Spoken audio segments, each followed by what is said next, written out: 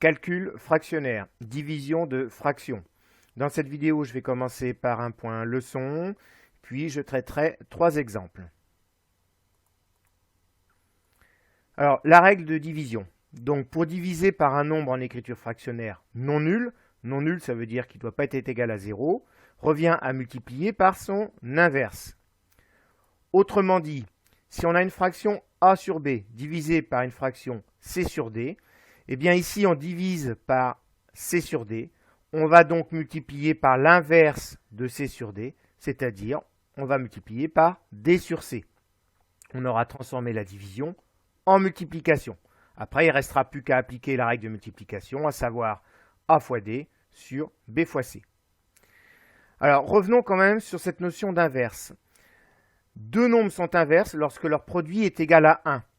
Tout nombre admet un inverse, sauf 0. Alors pourquoi sauf 0? Parce que quand on multiplie par 0, on est sûr d'obtenir 0, on ne pourra pas obtenir 1. Prenons un premier exemple. L'inverse de 8 cinquièmes, eh bien c'est 5 huitièmes. Bien effectivement, si je multiplie ces deux fractions, j'obtiens 40 sur 40, c'est-à-dire 1. Prenons un autre exemple. L'inverse de 7, c'est 1 septième. Eh bien, même chose, effectivement, si je fais 7 fois 1 septième, 7 c'est la même chose que 7 sur 1 fois 1 septième, j'obtiens 7 sur 7, et 7 sur 7, ça fait aussi 1.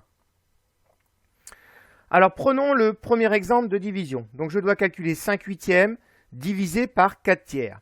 Ici, je divise par 4 tiers. Conclusion, ça revient à faire 5 huitièmes fois l'inverse de 4 tiers, c'est-à-dire 3 quarts. Après, il ne me reste plus qu'à faire 5 fois 3, 15, 8 fois 4, 32. Deuxième exemple, moins 7 cinquièmes divisé par 6. Alors ici, je divise par 6, donc je dois multiplier par l'inverse de 6, c'est-à-dire 1 sixième. Une fois que j'ai fait cette transformation, même chose, j'applique ma règle de multiplication, moins 7 fois 1, moins 7, 5 fois 6, 30. Dernier exemple, j'ai 4 sur moins 2 tiers. Alors quand j'ai comme ça une écriture telle que celle-ci, je repère le trait principal de fraction. Le trait principal de fraction, c'est toujours celui qui est en face le signe égal. Et ce trait principal de fraction, je vais le noter comme une division. Donc ça veut dire que ce calcul, il est équivalent à 4 divisé par moins 2 tiers. Une fois que j'ai fait cette transformation, ici je divise par moins 2 tiers, donc ça revient à multiplier par moins 3 demi. Le moins peut être laissé au numérateur. Et 4 fois moins 3 demi, c'est équivalent à 4 sur 1 fois moins 3 demi.